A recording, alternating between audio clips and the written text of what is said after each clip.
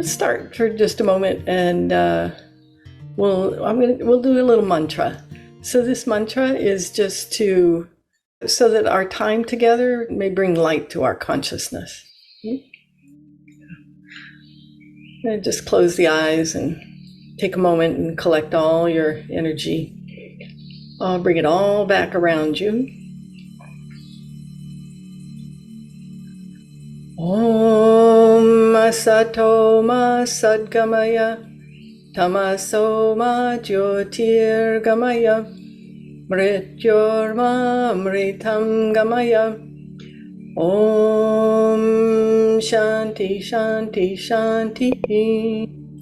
And then gently open the eyes.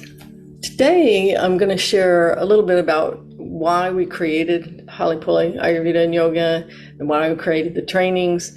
And you'll learn one key thing about being a successful Ayurvedic health counselor or advisor. And then we're going to cover 3 skill sets that you need to guide people to heal in any situation. Why I founded Halipuli Ayurveda and Yoga was because I wanted to find a way that it was easy for people to learn about Ayurveda. When I started, it was a very foreign word. And it just seemed really far out there to people.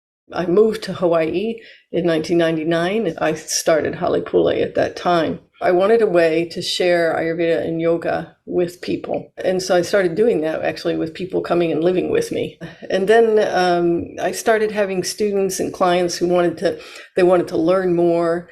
And also I had there were at that time 2 places in the United States that you could learn about it other than just learning from individuals. And the graduates of those programs were coming to me, asking me about getting practical experience because they weren't getting any in their programs. And so those are the things that inspired me to go ahead and put these programs, these trainings together.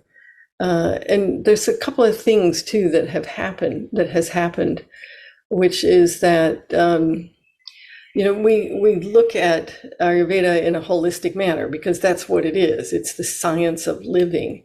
And a lot of the schools have taken away the spiritual component for various reasons. And with that then goes the loss of the holistic approach.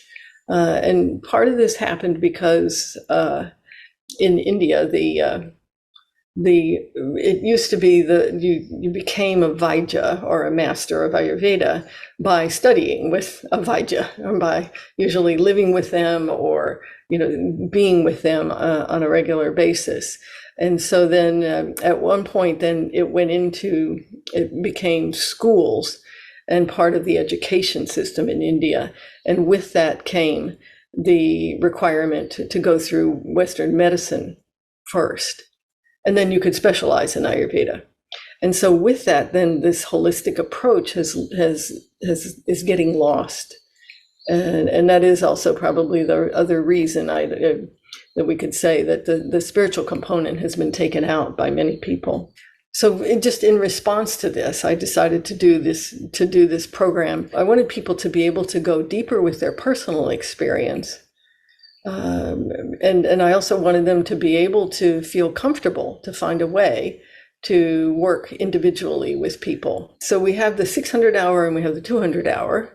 So the 200-hour health advisor program is just so that you can go deeper in your experience. For some people, it is because they have another profession and they want to complement it. And it works very well for that. And the 600-hour training then is for people who want to work more one-on-one, who want to reverse the disease process and work more deeply. The spiritual component then is an essential part of our trainings.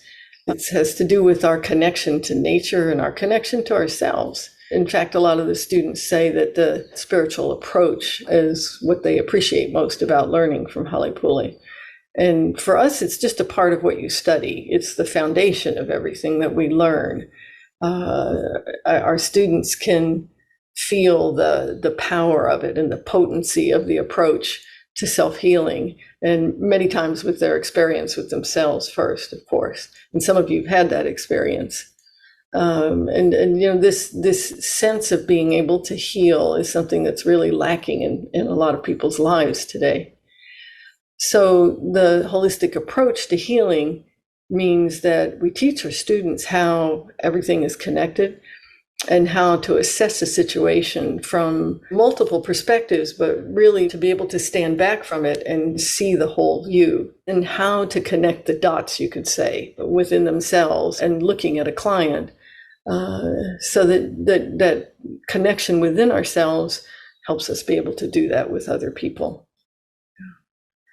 And so Ayurvedic health counselors and advisors are people who have a desire to uplift others. Someone that has a sense of being a self-healer, that has interest and desire to become connected to nature. And I don't mean you have to live in the woods. I just mean that to really have a sense and that feeling, because we all have it. It's just that we've been trained away from it. And there's no shortage of potential clients out there if you look around. And also it's someone who knows that there's more to life than what we've been taught in school or shown in the media. And then you might also be aware that the mainstream healthcare approach has some serious limitations. The other thing too that this requires is just that desire to live, that not only desire, but readiness to live in a way that's authentic to your own values. In order to be a successful health counselor or advisor, no matter what path you choose, there's one essential thing that you need in order to be successful at it. And you need to be willing to learn to unlearn, to be willing to begin to think from a holistic perspective. And it takes practice. I've been practicing it for a long time. I was in the medical field previously, and my whole life had been based on modern science. It's an unlearning over time. It requires that we let go of what we think we know. And it doesn't mean that we wipe it out. It just means that we've opened the door to a different way. In the Western world, we're taught to analyze everything, every little detail, and to take it apart in order to get the right answer. And to put those things together in a linear way and sort of put it in a box, A plus B equals C. And that's one answer, and that it applies to everybody. And rather than stepping back and looking at the total picture, looking at how things are interconnected and how everything is affecting everything else. The human being is a dynamic system where everything affects everything else. And that's where we talk about the holistic approach. So to practice and share Ayurveda requires that you retrain your mind and learn to think in a different way.